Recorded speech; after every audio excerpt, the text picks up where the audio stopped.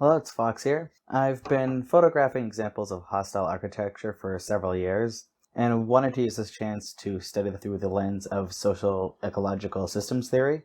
The problem that I am addressing is that hostile architecture restricts the use of public space without providing any alternatives to the affected populations. What I mean by this is that often it's used to deter homeless people from using these spaces, and this kind of hides the problem of visible homelessness, but it doesn't help the homeless people at all. It doesn't prevent people from becoming homeless in the first place. It just kind of protects the public image of cities. Here we have a list of factors that contribute to homelessness. This list, of course, is not exhaustive. Mainly, I'm using it to illustrate that there are many points into homelessness. A lot of different things happen. Inequalities and inequities in who's going to own land in the first place, and who's got certain amounts of stability. Mental illness plays a huge role in people who end up in the street. There's a much higher percentage or ratio of the homeless population who has a mental illness compared to the non-homeless population. Substance abuse often plays into that. You also just get areas where it's expensive to live, and it's just really hard to find affordable housing. Sometimes there's social or policy changes where maybe you were doing okay, and then there's a policy change that affects your life, and all of a sudden you've ended up on the street. Maybe those policy changes meant that once you were on the street, it was harder for you to get back off of the street. There's also the interaction between the structural factors and the individual risks. So kind of that interaction between things like the social and policy changes and how that might affect things like mental illness or substance abuse. Do you live in an area where you can get free or cheap mental health services? Or do you live in an area where it's really expensive and it's hard to get coverage for that kind of thing? There's both sides. There's individual risk factors, societal risk factors, and they can play off of each other in really unpleasant ways. Of course, I've also got poverty, racism plays into things, the stigma of both who's going to end up on the street. Once you're on the street, the stigma plays into the cycle kind of keeping people on the street because it can be really hard to get out of the cycle. It's hard to get a job if you're homeless for logistical reasons like not having an address or, a reliable access to a phone. There's not a lot of societal trust for homeless people, so there's just a lot of stigma associated with it, kind of contribute to making people homeless and then keeping them stuck in that cycle of homelessness. My conclusion for that slide is that given the factors presented, homelessness can be understood to be a systemic problem, and therefore any proposed solutions to homelessness needs to address those systemic causes, because if you're only helping individual people out with their specific issue that may have put them on the street, you're not going to prevent homelessness. You're not going to reduce overall numbers of homelessness. So you really need to start looking at the larger systemic issues. And then the way this is going to tie into the hostile architecture is that because it's a systemic problem, I personally think it's particularly atrocious to punish individuals who end up on the street because society has kind of failed them in a way where that's where they ended up in the first place.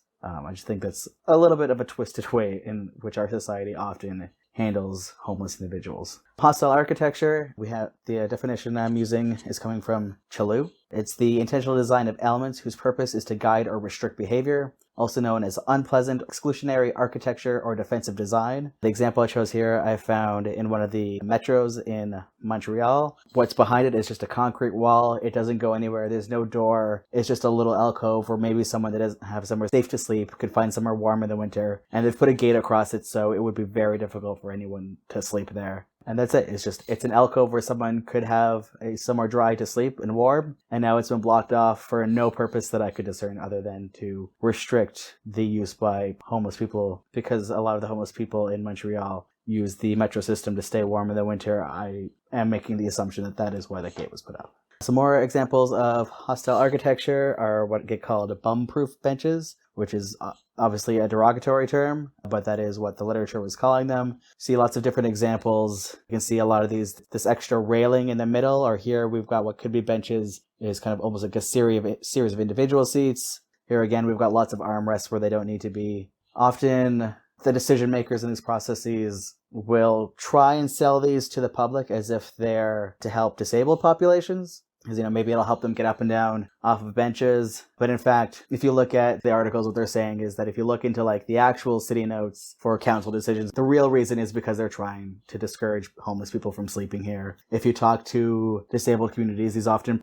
create more issues. There was examples of blind individuals expecting to be able to sit on a bench and accidentally sitting down on these railings in the middles because they weren't expecting them to be there. And also, if you're a larger individual or if you're just a person, you've got your kids, you want to have them on your lap, this really restricts how the space can be used. And also, you've got 2 seats. Maybe if that arm wasn't there, you could potentially sit 3 people. So really, they're designed specifically against homeless populations, the effects of these do reach out into the broader public and have a lot of negative effects on top of just...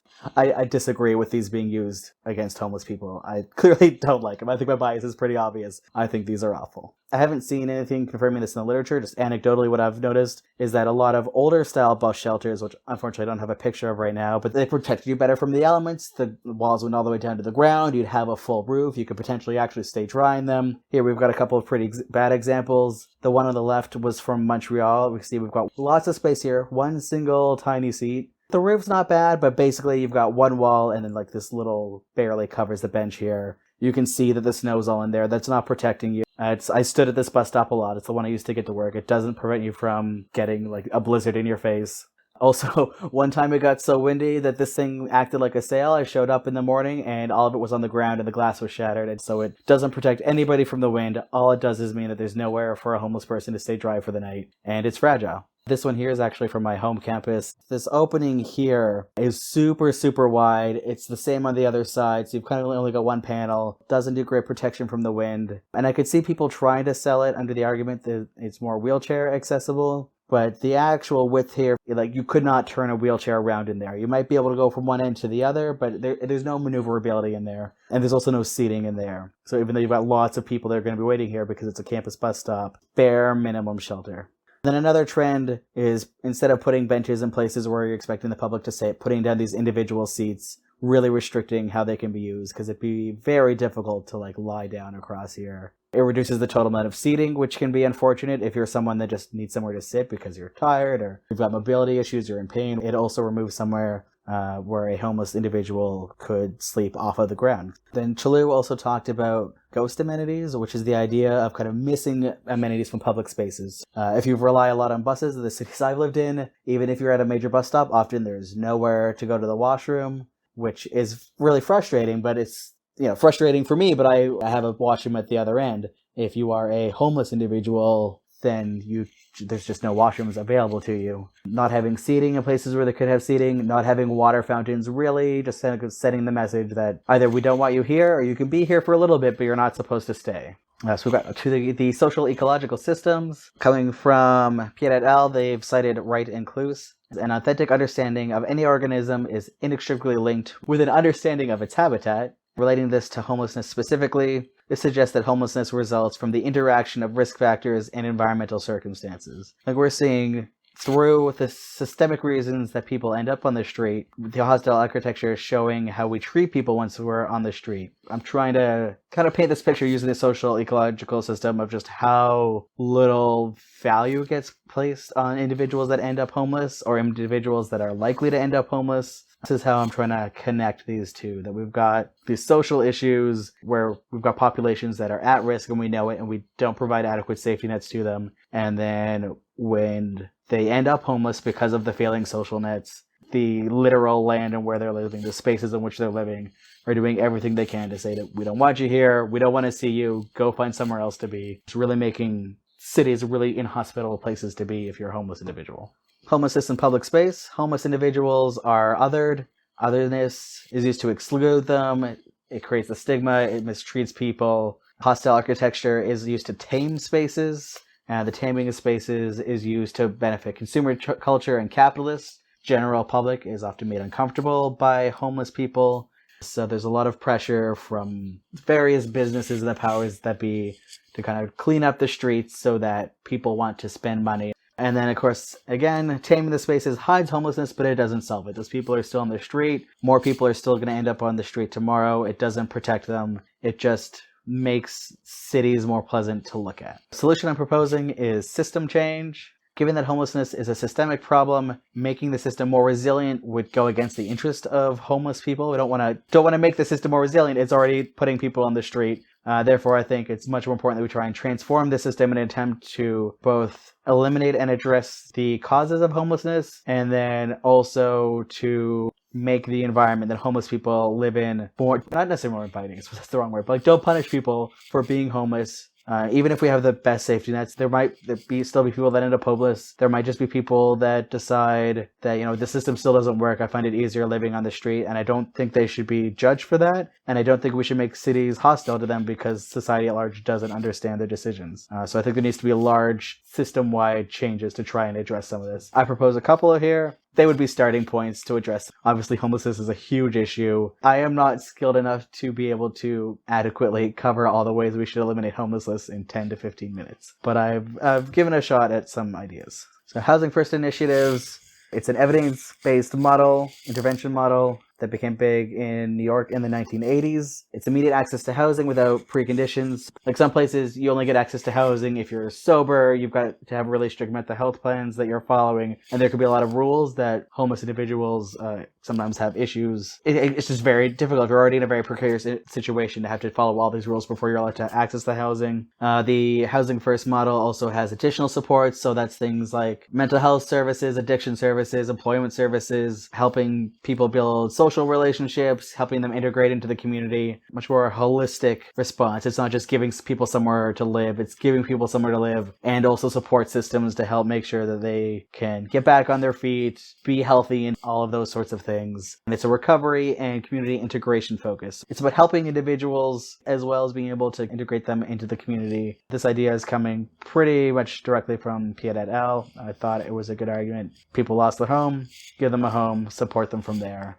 The second point was mental health services and addiction services.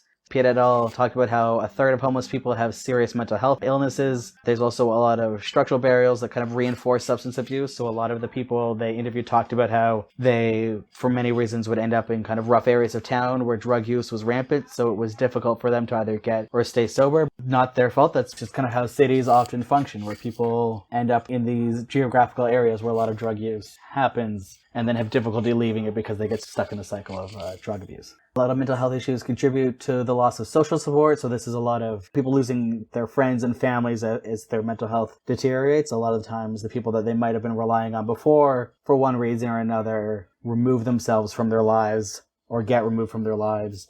If your mental health is failing you and you've lost your social support, obviously that's a huge issue. And then there's the cyclical relationship of mental health and addiction, where a lot of people with mental health issues turn to drugs to try and address those mental health issues. The drugs often just feed back into this loop of mental health issues, which is why it's really important to get these mental health and addiction services and to see them as related. You can't just have one or the other. You really need both, because a lot of substance abuse issues stem back to mental health issues. You've got to have kind of that two-pronged approach.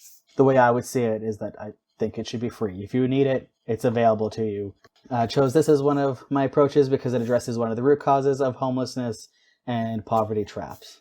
And then the larger societal changes, this is relating back to the hostile architecture, because I don't think people should be punished for being homeless. Even if we have these other initiatives, there are still going to be people on the streets, sleeping rough, etc. And therefore, I think we should work to redesign our spaces so that they're not ostracized so much. A lot of public spaces are constructed around an idealized public, kind of a fictional perfect public. Because homeless people are othered, they're excluded from this ideal, which means public spaces are not constructed for them. Neoliberalism is the ideology behind designed public spaces. As talked about earlier, they want you to shop, they want the fancy businesses to do well. It's very money focused, and obviously individuals living on the street don't have a lot of money, so they get treated like second-class citizens because they're not helping neoliberal agenda. Hostile architecture is used to enforce those neoliberal values by trying to get homeless people to leave the area. So the societal change is needed to reduce the stigma surrounding homelessness and to allow for more flexible use of public spaces, because homeless people are still part of the public. The limitations to the solutions proposed is that they don't really prevent homelessness. The mental health services and addiction services would address that some, assuming that that's available to the entire public and not just individuals once they become homeless, because that would reduce the odds of many individuals becoming homeless in the first place. But it doesn't cover things like wage, poor work safeties, the fact that sometimes things just happen, people have a moment of their lives they don't know how to overcome. So these aren't necessarily going to prevent homelessness, or at least not a lot of it. Of course, change can be slow, both societal and especially policy change can be quite slow, so trying to actually implement enough change that is having a noticeable difference could be very time-consuming. And we've also got any existing hostile architecture. Once we've gone through these societal changes, they would need to be removed to make public spaces more hospitable again, and there's just a financial cost to doing that. And then it would also involve that any new public spaces, we need to kind of reimagine how we are designing these spaces in the first place so that we're not falling back on these hostile architecture and defensive design elements to try and really control the space.